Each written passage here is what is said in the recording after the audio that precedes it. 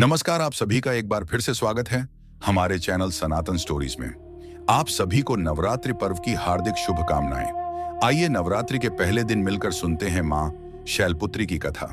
नवरात्रि शक्ति की उपासना का पर्व है और इस पावन यात्रा का पहला कदम मां शैलपुत्री की आराधना है। लेकिन क्या आप जानते हैं, मां शैलपुत्री सिर्फ एक देवी नहीं बल्कि त्याग, प्रेम और पुनर्जन्म की अद्भुत कथा है। आइए आज हम वही कथा के बारे में बात करते हैं। बहुत समय पहले की बात है। प्रजापति दक्ष के घर एक कन्या ने जन्म लिया। नाम रखा गया सती। सती बचपन से ही भगवान शिव को अपना पति मानती थी। उनका मन, उनकी आत्मा, उनका अस्तित्व सब शिव में समर्पित था। कठोर तपस्या के बाद आखिरकार भगवान शिव ने सती को अपनी अर्धांगिनी बना लिया। लेकिन यह विवाह सती के पिता दक्ष को बिल्कुल पसंद नहीं था। एक दिन प्रजापति दक्ष ने एक विशाल यज्ञ का आयोजन किया जहां सभी देवी देवताओं को आमंत्रित किया गया, लेकिन भगवान शिव और सती को जानबूझकर नहीं बुलाया गया। सती ने जब यह सुना तो उनका हृदय व्याकुल हो उठा। उन्होंने भगवान शिव से कहा, पिता के घर जाने के लिए निमंत्रण की क्या आवश्यकता? मुझे तो वहां जाना है। भगवान शिव ने उन्हें समझाया, जहां अपमान हो वहां जाना उचित नहीं होता। लेकिन देवी सती नहीं मानी और वह अकेली ही उस यज्ञ में पहुंच गई। जब सती यज्ञ में पहुंची तो वहां उनका कोई स्वागत नहीं हुआ। उनके पिता दक्ष ने भगवान शिव का अपमान करना शुरू कर दिया। यह अपमान सती सह नहीं सकी। उनकी आंखों में आंसू थे और हृदय में पीड़ा थी। उन्होंने कहा, जिस शरीर को मैंने शिव के प्रेम से पाया है वो इस अपमान को सहने योग्य नहीं है। और फिर सती ने उसी यज्ञ में अपने प्राणों की आहुति दे दी। जब भगवान शिव को यह समाचार मिला तो उनका क्रोध भयानक हो उठा। उन्होंने वीरभद्र को उत्पन्न किया जिसने दक्ष के यज्ञ को नष्ट कर दिया। पूरा ब्रह्मांड उस समय कांप उठा क्योंकि शिव का तांडव सृष्टि के विनाश का संकेत था। लेकिन यह कथा यहीं समाप्त नहीं होती। सती ने पुनः जन्म लिया। इस बार हिमालय के घर वो बनी शैलपुत्री यानी पर्वतराज की पुत्री। इस जन्म में भी उनका लक्ष्य वही था, भगवान शिव को पुनः प्राप्त करना। मां शैलपुत्री ने कठिन तपस्या की और वर्षों तक उनकी भक्ति, उनका समर्पण अंततः सफल हो गया। और एक बार फिर भगवान शिव ने उन्हें अपनी अर्धांगिनी के रूप में स्वीकार किया।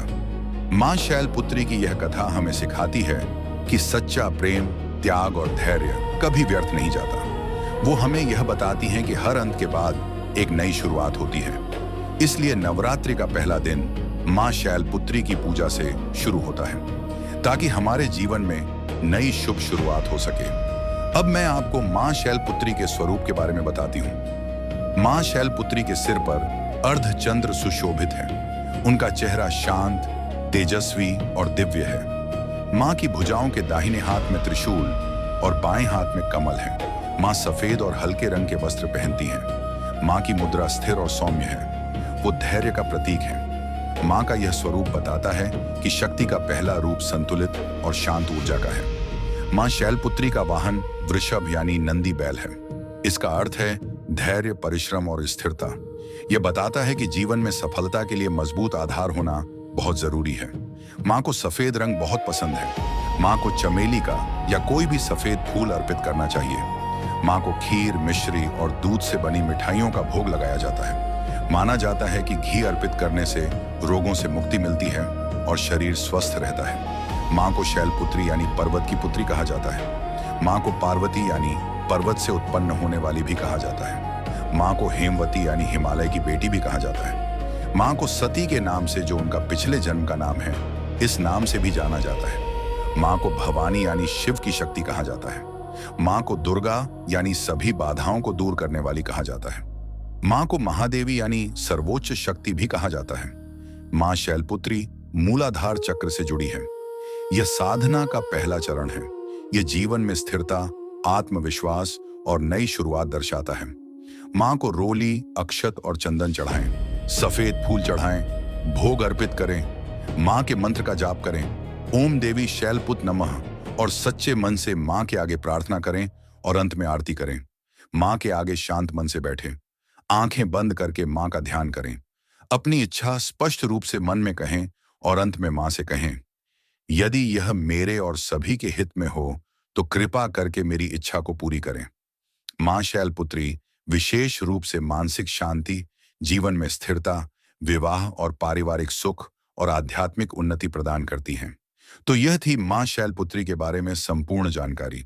आपको आज की कथा और जानकारी कैसी लगी कमेंट करके जरूर बताएं। वीडियो अच्छी लगी हो तो लाइक जरूर करें, शेयर करना ना भूलें और अभी तक मेरे चैनल को सब्सक्राइब ना किया हो तो सब्सक्राइब जरूर करें। धन्यवाद।